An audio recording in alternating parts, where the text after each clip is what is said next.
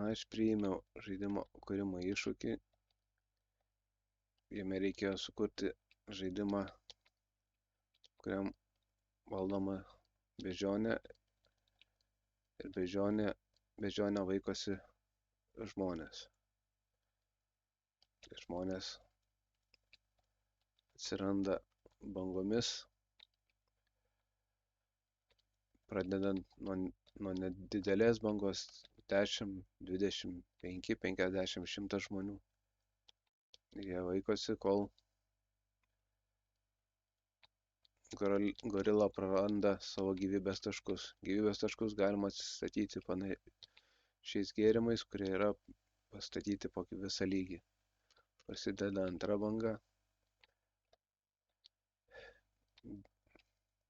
Žaidimas truputį sudėtingesnis. Žmonių daugėja. Žmonės vaikosi, bėgioja paskui, kai tik patenkama į jų stebėjimo lauką.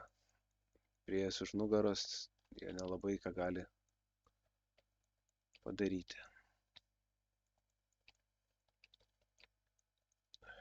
Ko reikėjo tokiam žaidimui sukurti?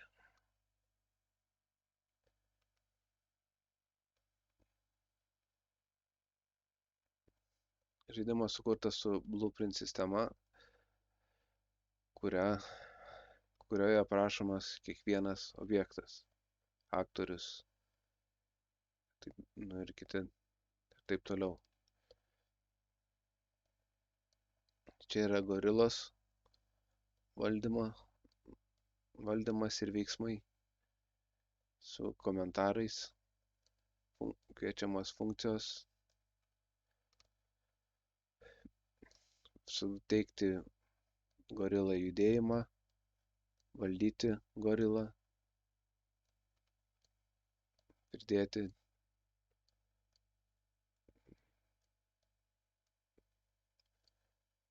gorilos smūgius,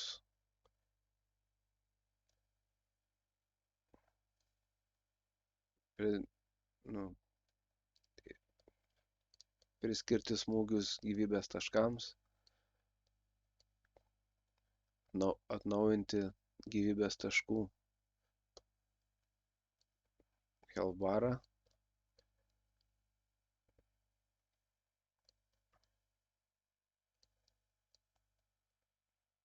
rodyti animaciją, kuri vadinama montažu, susieta su tam tikru įvykiu. Sukurta logika pridėti gyvybės taškus, sukurtas laikrodis lygyje.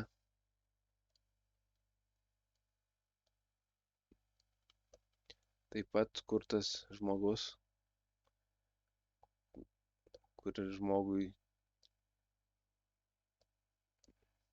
žmogus prasideda jo žaidimas, prasidėjęs Seven Begin Play, įvertinta, kas įvyksta, kai susiduria žmogus ir beždžionė, žmogaus ranka, beždžionės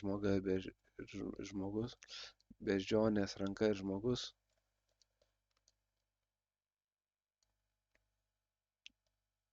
Laukiama įvykio bet kurio damage, tame ir įvykus damage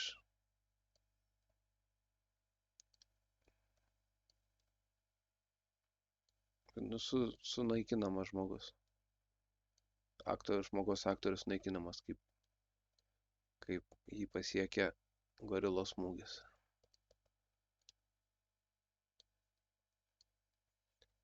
Žmogus įprastai stovi ir nieko nedaro, jam reikia padaryti sekimo paskui objektą mechanizmą, kuris ieško 3000 atstumų nuo savęs, ieško objekto, paskui kurį sektų paskui. Taip pat įvertinta, kaip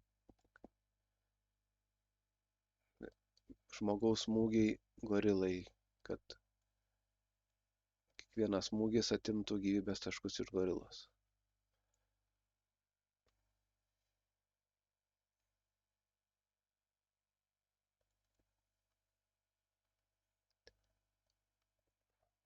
Žaidimo žmonių puolimo bangas ir vertina ir sukuria game mode pavadinimu Waves.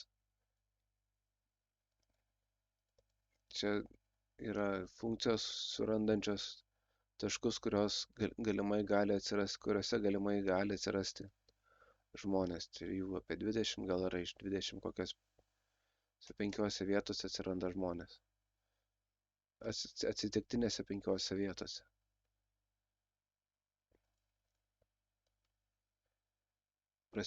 Tai prasideda banga,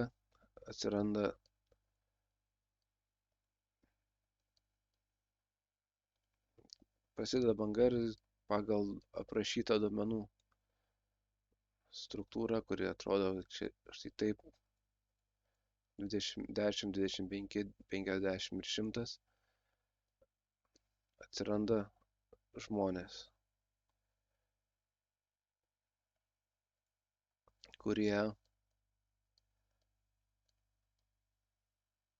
iškviečiami ir valdomi šiom funkcijom, kurios aprašo kiek žmonių, kuriuo metu turi būti ir kada banga prasideda ir kada banga baigėsi.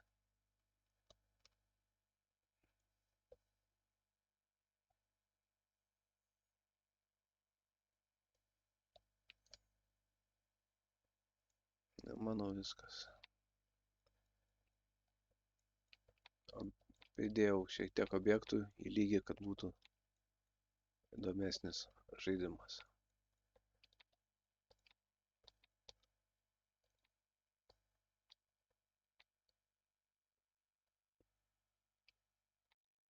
Įvairius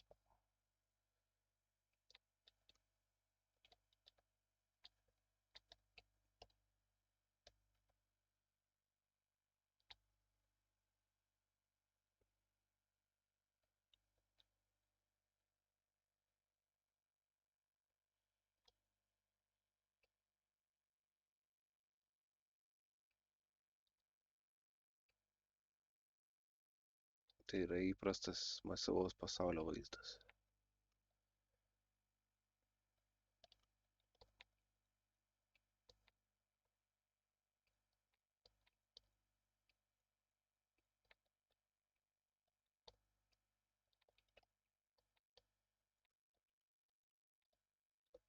Žaidimas buvo kurtas tikslu patekti į mokymo akademiją, bet panašu, kad kriterijų netitikau. Į akademiją žaidimų kūrėjams nepatekau.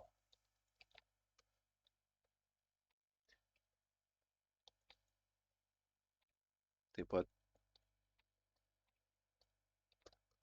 panašių smūgiuojančių žmonių ieškoti Dainų slėnyje. Ačiū labai.